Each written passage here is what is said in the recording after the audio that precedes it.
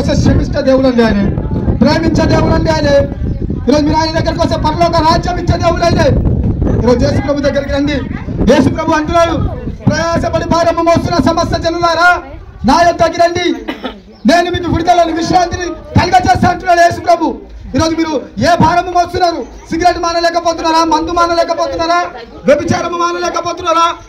మీరు ఏది మానలేకపోతున్నారో ఆ భారాన్ని యేసు ప్రభు దగ్గరికి తీసుకురండి. ఆ యేసు ప్రభు మిమ్మల్ని విడిపించబోతున్నాడు.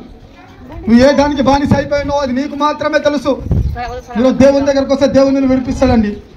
ఈ సిగరెట్, మందు, గంజాయి, గింజాయి తాగుడు బంద్ చేయండి, మందు కూడా బంద్ చేయండి. మన దేహము దేవుని ఆలయమే ఉంది. ఎవరైతే ఆ దేహాన్ని పాడు చేస్తాడో దేవుడు కూడా వాడిని పాడు చేస్తాడు. యేసు ప్రభు మన లోపల నివసిస్తున్నాడండి. మన దేహము దేవుని ఆలయమే ఉన్నది. యేసు ప్రభు రాబోతున్నాడు అండి. ఆయన రాజుగా రాబోతున్నాడు. ఆయన మన ప్రాణ ప్రియుడు అండి. నీ కోసము నా కోసము మరణించి